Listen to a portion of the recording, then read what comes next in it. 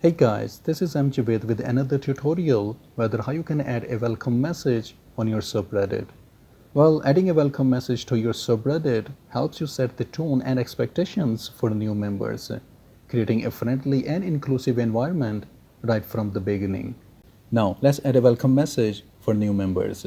So, to add a welcome message, go to General Settings under More Tools.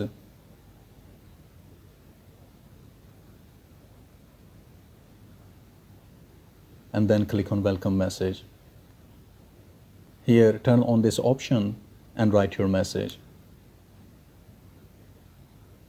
And then click on Save. And when someone joins the community, he will receive this message automatically. And this is how you can add a welcome message on your subreddit. And I hope this will be helpful for someone out there. And thanks for watching.